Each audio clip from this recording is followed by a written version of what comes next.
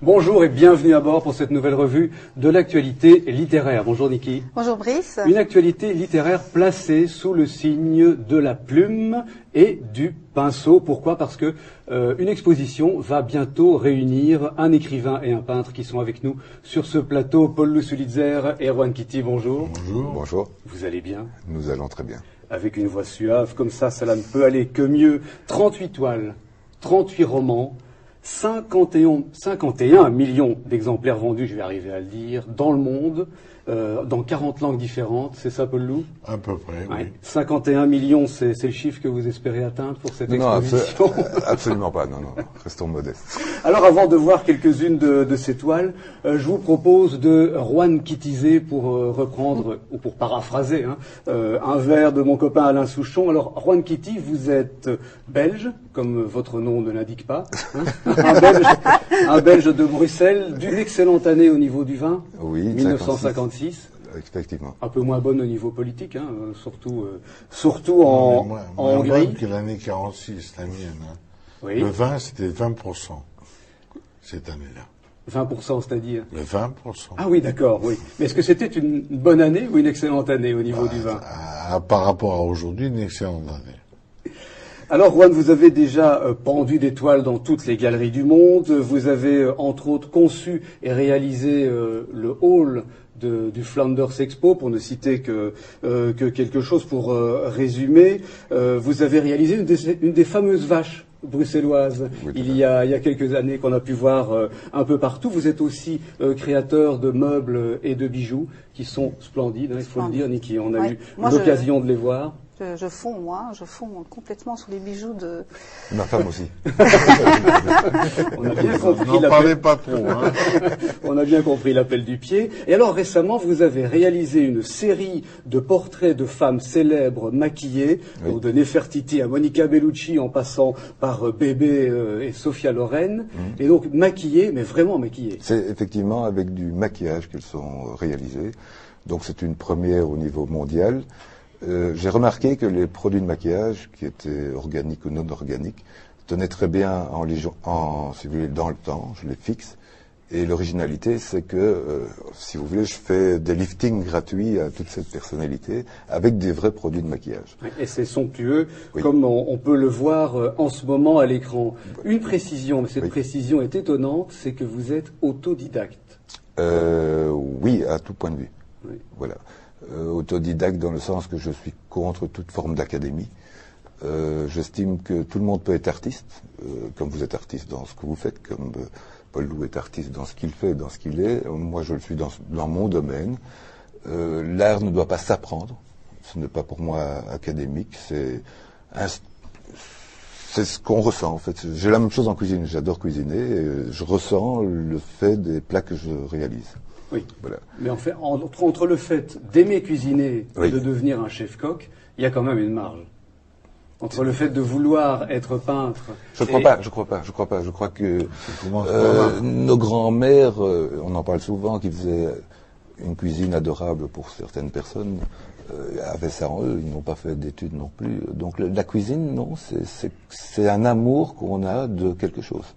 Je ne crois pas qu'il faut avoir les bases. Cette exposition donc, oui, de ces 38 livres de Paul Sulitzer, c'est 38 toiles, oui, monumentales, parce que vous aimez les grands... j'aime bien les grands formats. Voilà, ouais, on peut le dire. Alors c'est quoi? C'est inspiré après la lecture de ces livres? Comment ça s'est passé, la rencontre entre vous deux? Bon, c'est très simple. J'ai toujours admiré Paul Lou pour le personnage. Donc il y a des gens avec qui j'ai un feeling, même si je ne les connais pas, j'aimais bien le personnage. J'ai eu l'occasion de le rencontrer lors d'un événement à Bruxelles. On a sympathisé, moi c'est tout ou rien, ou j'aime pas. Et ça a été la même chose avec lui, on a sympathisé tout de suite. Alors, mademoiselle Renée Richard, qui nous a présenté, qui était à l'époque présidente des femmes chefs d'entreprise, a émis l'idée de réaliser, d'une part, moi, les tableaux de tous les livres que Paul Lou avait écrits à l'époque. Mais je vous parle de ça il y a 10 ans, 12 ans, même plus. En plus. Voilà. C'est un vieux projet. Voilà. Alors, la vie a fait ce qu'elle a fait. Moi, j'avais d'autres expositions, j'avais pas le temps, lui n'avait pas le temps, puis on s'est revus une fois, deux fois, trois fois, puis on est devenus plus qu'amis. Et j'ai recommencé tout le projet il y a 1 an et demi. Et voilà, je suis arrivé à ce résultat. Alors, si j'ai lu les livres de Paul Loup, tu m'excuseras, Paul Loup, mais j'en ai lu aucun. Ah bon. Je suis pas très roman, Oui. ou alors peut-être que je sais pas très bien lire assez vite. Mais disons, c'est le personnage qui m'intéresse. Oui. Et comme je le ressens de plus en plus, c'est vraiment une amitié qu'on a. Je connais Paul Loup. Et je sais ce qu'il est capable de mettre, comment il exprime. Et puis je l'entends parler de ses bouquins partout. Donc je connais un peu le contenu de ses bouquins, mais C'est pour ça que les toiles naissent par rapport au titre des livres. Je veux pas être influencé par la lecture en elle-même. Je veux pas me situer dans une région, dans un contexte, avec une vision d'un personnage, ça m'intéresse pas. Moi, ce qui m'intéressait, ce que j'aimais bien, c'est bon, le Roi Rouge, ça invoque quelque chose pour moi, mais je veux rester moi-même. Je ne veux pas devenir Paul Loup ou je veux rester moi-même. Donc c'est pour ça que les tableaux sont suivant mon inspiration par rapport à une base de titre. Alors la preuve par l'exemple, on va ressortir 2 livres qui ont été publiés il y a à peu près combien de temps, Paul Loup? 22-23 ans. Hein. Oui. Donc c'est Anna Qui ont été et l'impératrice. Un de mes grands succès mondiaux, c'était Anna et celui d'Impératrice, qui ont été publiés il y a une vingtaine d'années. Alors on va voir maintenant à l'écran ce que ça devient avec Rohan Kitty. On pense d'emblée à un peintre là, On parle duquel? de Anna. De Anna. Oui, mais Anna, je savais qu'Anna, d'après Paul Loup, c'était l'histoire d'Helena Rubinstein. Bon, il s'avère qu'Helena Rubinstein, je connaissais, je savais un peu de sa vie, etc. Donc, comme vous avez dit tout à l'heure, je faisais des produits maquillés, ça allait de soi que c'était pour Helena Rubinstein. Et j'ai fait un clin d'œil à Klim, qui était un artiste très connu de cette époque, après, je ne le savais pas, mais qu'après Paul Loup m'a dit que effectivement Anna aimait cet artiste. J'ai mis beaucoup de mon âme là-dedans et puis c'est arrivé à ça. Voilà. Mais là vous l'avez montré. Alors autre exemple, l'enfant des 7 mers. Ah oui, là c'est assez On amusant. voit pour le moment. Oui, l'enfant des 7 mers. Moi j'aime bien tout ce qui est asiatique. J'aime bien l'Asie et ça m'a inspiré cette mer rouge. Voilà, c'est l'inspiration, le côté zen, etc. Car il faut voir le tableau de près parce qu'à l'écran il ne donne pas la stricte réalité. De près, c'est-à-dire qu'il fait quand même 2 mètres sur 2 mètres 50. Exactement. Oui. Et je n'ai vu la couverture du livre de Paul Loup qu'après avoir réalisé le tableau. C'est-à-dire que je ne savais pas du tout que ça représentait un bateau, etc. Donc c'est qu'on était vraiment en symbiose et qu'on pensait la même chose. Alors là qu'on va voir sous toutes ces coutures maintenant, c'est dans le cercle sacré. Oui. Il y a de la 3D aussi là-dedans, si je puis m'exprimer ainsi. Carrément, on peut appeler ça du haut relief. Voilà, dans beaucoup de mes tableaux, je mets de la 3D, mais depuis des années, des années. Donc le cercle sacré, pour moi, je me suis limité à un cercle, comme le nom l'indique, sacré, dont il pouvait se passer beaucoup de mystères, de choses mystiques. C'était ma vision des choses. Et après, il s'est avéré, et je l'ignorais, Paul Loup m'a expliqué qu'effectivement c'était l'histoire des Indiens, si je me rappelle bien. Le cercle sacré, moi j'ai une propriété pendant des années située dans le cercle sacré. C'est pas du tout un mot par hasard. Chez les Indiens Navarro, c'est un endroit qui est un cercle par rapport au désert peint, un monument de vallée, à toutes les sculptures de rochers qu'ils ont faites, qui portent tous un nom.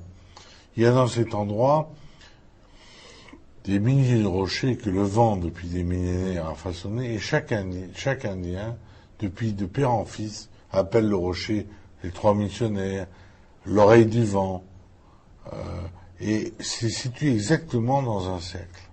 Il y a là un endroit que j'adore, qui est un des endroits, pour moi, l'une des merveilles du monde. Et ce qui est amusant, c'est que Bill Clinton, avant de quitter la présidence, a fait de l'endroit la 8e merveille du monde. Alors que moi, j'y vais depuis 20 ans et que je trouvais ça fabuleux parce que Monument de Vallée, c'est là où John Ford a tourné tous ses westerns.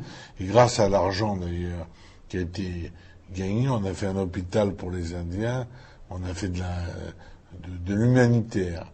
Et dans cette région, il y a là, en Arizona, tout ce que la mystique, la science indienne, l'ancienneté des Indiens ont apporté, y compris les chamans avec la médecine.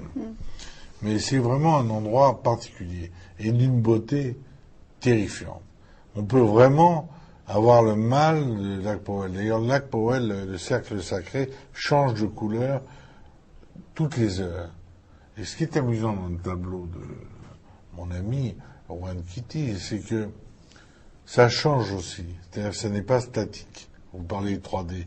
Eh bien, quand vous êtes en Arizona, vous regardez le lac Powell, vous avez d'ailleurs, c'est un paysage lunaire, révolutionnaire lunaire, de début du monde. On y voit des dinosaures, on y trouve d'ailleurs des squelettes de dinosaures, on y voit tout. Et c'est pas par hasard que John Ford a été là et que plus tard on a tourné La planète des singes à cet endroit. Tant que nous sommes dans le Far West, Paul Lou, on vous a connu avec ce que vous avez baptisé, mais en tout cas vous étiez le premier dans la vanne, le western financier, hein, avec Cash, avec Monet, avec le Roi Vert. Vous en étiez un peu éloigné, mais vous êtes revenu. Vous allez me dire que l'actualité vous y a peut-être, en tout cas vous a inspiré, hein, avec le Roi Rouge. Vous êtes revenu au western financier donc l'an dernier avec ce roman qui a paru aux éditions du Rocher. Est-ce que ça veut dire que vous êtes revenu dans cette vanne, dans cette inspiration? Je crois beaucoup, au fond, le monde financier. Oui, aujourd'hui on parle, il y a une crise mondiale.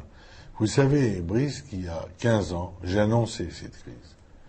On n'a aucun mérite. Vous savez, les gens qui sont en avance souffrent beaucoup. Par exemple, Torquemada, ou les gens qui ont dit que la Terre était ronde.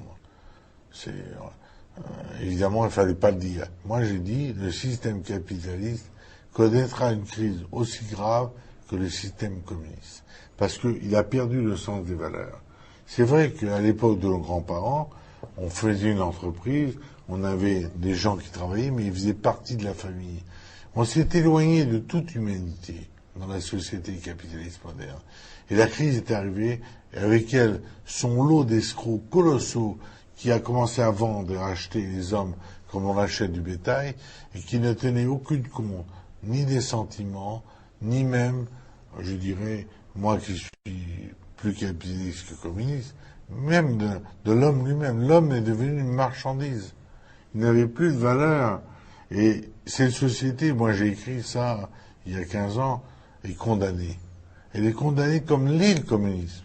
Elle est condamnée parce qu'elle s'éloigne trop de l'homme, de l'artiste, de l'être humain, du créatif. Parce qu'au fond, si on prend les grands hommes d'affaires de l'époque,